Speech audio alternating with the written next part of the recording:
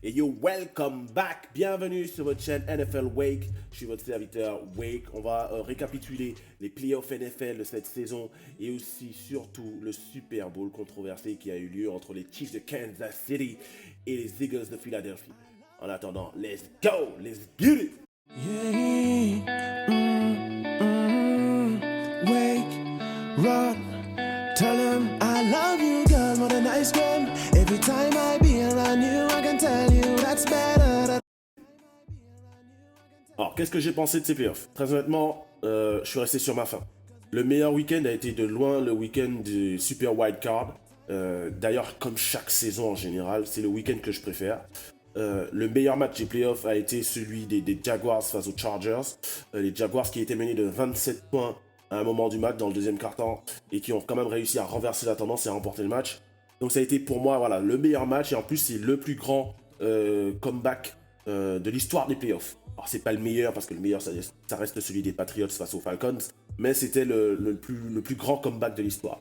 Après franchement on est resté voilà, vraiment déçus de ce qu'on a vu, notamment à partir des championship rounds, des finales de conférence qui ont été gâchées notamment par l'arbitrage et par les blessures. Alors la première vraie déception de ces playoffs, c'est le match des Eagles de Philadelphie face aux 49ers de San Francisco. Il y avait une grosse hype derrière ce match, c'est les premiers seeds face au deuxième seed, donc tête de série numéro 1 face à la tête de série numéro 2 de la conférence NFC. La meilleure défense NFL face à une défense, troisième meilleure défense NFL. Donc voilà, c'était vraiment un match que tout le monde attendait et très serré sur le papier. Et au final, le match s'est terminé au premier quart-temps. À cause de la blessure de Brock Purdy, le quarterback des 49ers, le match n'avait plus d'intérêt après. Les Eagles ont déroulé, aidés par quelques décisions arbitrales en leur faveur, notamment sur leur troisième drive offensif, où le drive justement il passe de 14-7 à 21-7. C'est essentiellement le drive qui tue le match.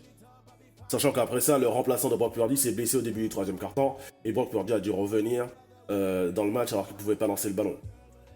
Ensuite, la seconde déception, c'est celle du match entre les Bengals de Cincinnati et les Chiefs de Kansas City. Match avec beaucoup de hype, hein, encore une fois. C'est Joe Burrow face à Patrick Mahomes. C'est aussi un peu de trash talking entre les joueurs des Bengals et ceux des Chiefs. D'accord? Donc il y a vraiment tout ça autour du match. Le fait aussi que Joe Burrow était à l'époque invaincu face aux Chiefs de Kansas City en 3 rencontres. Donc il y a tout ça qui a vraiment donné beaucoup de hype autour de ce match. Et le match a tenu ses promesses jusqu'à la fin du troisième quart-temps, fin du troisième quart-temps, où voilà, on a commencé à avoir des décisions arbitrales contestables, notamment une séquence sur le troisième down qui a été rejoué 2 fois, sur des holdings, un holding notamment sifflé contre les Bengals qui est un peu litigieux.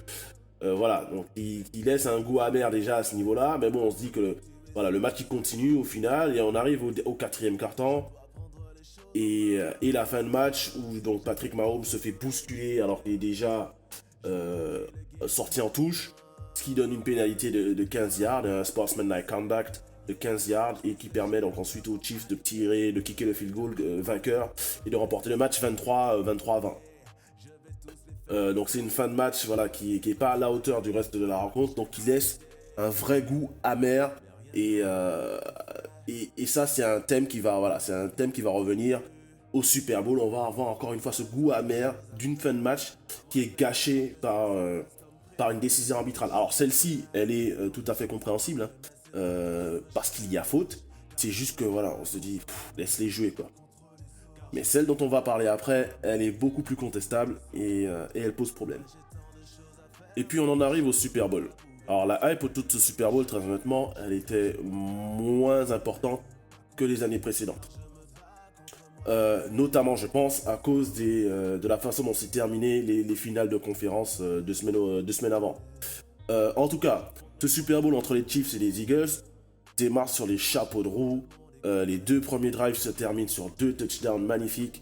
Donc on se dit qu'à partir de ce moment-là qu'on va avoir un vrai match. Après il y a cette perte de balle de Jalen Hurts dans le deuxième quart-temps alors qu'ils étaient sur le point alors qu'ils avaient l'occasion en tout cas de prendre 14 points d'avance Et au final, au lieu de se retrouver avec 14 points d'avance, ils se retrouvent à égalité après le fumble de Jalen Hurts qui permet donc à Nick Bolton, le linebacker des Chiefs, de scoop and score et donc de remettre les deux équipes à égalité. Et donc après, il y a le show de la mi-temps. Alors, je vous laisse votre avis sur le show de la mi-temps. Personnellement, j'ai préféré celui de l'an dernier. Après, c'est parce que je suis plus fan de hip-hop que de pop. Voilà, on va pas se mentir. On va appeler un chat, un gâteau, eine Katze.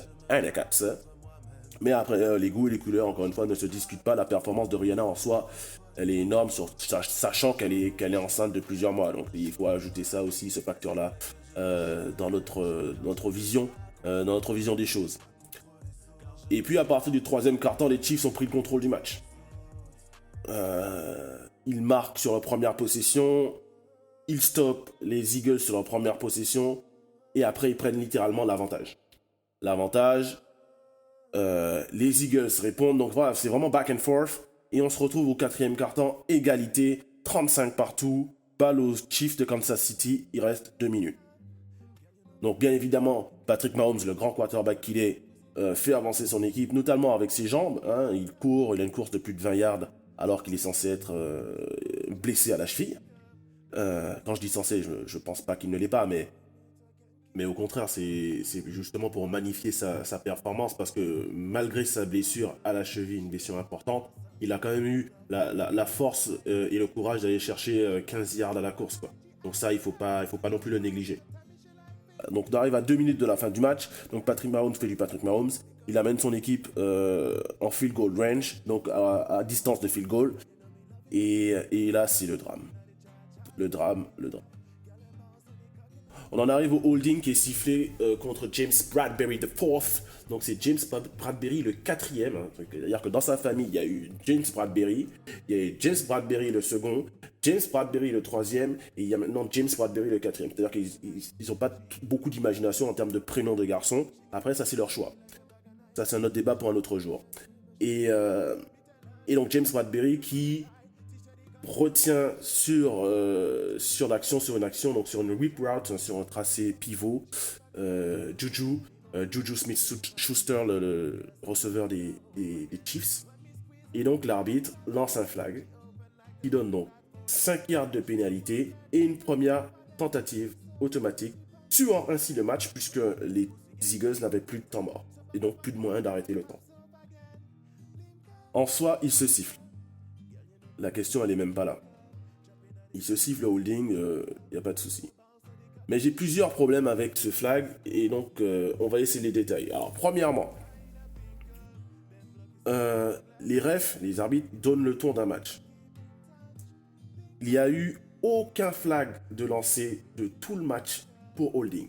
Tu vas pas me faire croire qu'il n'y a pas eu un holding, que ce soit offensif ou défensif, durant tout le match. Donc si tu donnes le ton et tu dis, voilà, on va vous laisser jouer les gars, tu ne lances pas le flag à la dernière minute sur un holding aussi tendancieux et aussi léger en fait. Tu ne le fais pas. Première chose. Donc premier point, première chose qui ne va pas. Après j'ai interagi plutôt avec Samir Hamoudi, le journaliste ancien de beIN Sport et ancien joueur professionnel en NFL Europe, je crois. Qui me dit, un holding c'est un holding, une pénalité c'est une pénalité, que ce soit à la première seconde ou à la dernière seconde. En soi, il a raison. Il a complètement raison. Sauf qu'encore une fois, par rapport à ce que je viens de dire avant, t'as laissé les mecs jouer tout le match, pourquoi t'envoies un holding là? Pourquoi tu envoies le flag là? Ça n'a pas de sens. Et puis, au-delà de tout ça, sur la même action où donc il y a holding de James Bradberry, il y a aussi main illégale au visage du tackle des Chiefs de Kansas City sur Brandon Graham, le defensive end des Eagles de Philadelphie. Donc main illégale au visage, c'est illegal hands to the face. Et donc c'est une pénalité normalement de 5 yards qui fait reculer l'attaque. Et donc étant donné qu'on a deux pénalités pour les deux équipes, mais normalement elles doivent s'annuler. C'est ce qu'on appelle offsetting penalties, et on doit rejouer le down. Qui n'a pas été le cas bien évidemment, puisqu'il n'y a qu'une seule des deux fautes entre guillemets, une pénalité qui a été un seul flag qui a été lancé sur le jeu, et il était en défaveur donc des Eagles de Philadelphie. Donc quand on regarde l'action, au final ils se sont même fait entre guillemets voler sur cette action là. Et ce qui est dommage, c'est que cette action-là décide de la fin du match. Si ça avait été en plein milieu du troisième quart-temps, voire en plein milieu du quatrième quart-temps, ça aurait été beaucoup moins grave, entre guillemets. Parce que les supporters des Chiefs peuvent répondre, et ils ont raison, que le catch qui a été accordé à Dallas Goedert sur la sideline, sur la ligne de touche, est litigieux. Personnellement, je pensais qu'il n'y avait pas catch. Après, ils lui ont donné. Pourquoi pas? Donc ça aussi, il y a eu des erreurs. En fait, je dis ça parce que, voilà, il y a eu des erreurs des deux côtés. Mais la plus grave erreur, et celle qui met fin au match, elle est en faveur des Chiefs de Kansas City, et elle tue le match essentiellement. Donc voilà, c'est cette erreur-là et c'est cette séquence d'action qui laisse vraiment un goût amer sur ce Super Bowl qui était vraiment bien au final. Hein. Alors, ce n'était pas le meilleur Super Bowl de l'histoire, loin de là. Mais il était très plaisant à regarder. Et cette fin-là, elle nous laisse un vrai goût amer parce qu'on se dit, what if?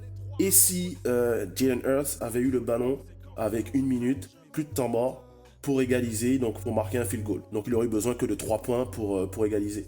Est-ce qu'il l'aurait fait? Après la performance historique qu'il a eu tout au long du match. Donc en fait, on a tout ça qui nous a été enlevé par ce flag qui est envoyé sur un holding qui, encore une fois, y est, mais c'est pas le pire holding de l'histoire. C'est vraiment léger. Il n'empêche pas Juju de faire son tracé, concrètement. Donc voilà, c'est un peu frustrant et donc ça conclut des playoffs un peu décevants, je vous le cache pas. Le Super Bowl aurait pu nous faire oublier en fait tous les playoffs qu'on a vus cette saison et au final il nous rappelle qu'on a eu des playoffs plutôt moyens et c'est vraiment décevant. Après, bien évidemment, j'en enlève rien à la victoire des Chiefs. C'est une super équipe qui a montré qu'elle pouvait gagner même sans Tyreek Hill. Et donc voilà, c'est une super équipe avec un super quarterback, un super tight end, une ligne offensive géniale, hein, pour le coup, qui a vraiment fait son taf. Un entraîneur, un coach qui fait partie des meilleurs coachs de l'histoire. Donc là, vous voulez, il n'y a pas tellement le débat, il n'est pas là. Le débat, il est plus sur comment on termine un match qui avait aussi bien commencé. Et voilà, il est vraiment là, le débat. Il n'est pas plus pour savoir est-ce que les Chiefs ont mérité ou pas leur victoire. Elle est méritée. Mais est-ce qu'on ne le mérite pas? C'est une fin de match comme celle-ci. Alors, selon vous, dites-moi en commentaire, qu'avez-vous pensé de ces playoffs NFL, hein, de l'année 2020, de la saison 2022-2023, et surtout, qu'avez-vous pensé du Super Bowl et donc de cette fin de match du holding sifflé contre James Bradbury? Sur ce, on se retrouve pour de nouvelles vidéos très très bientôt. Let's get it, let's get it!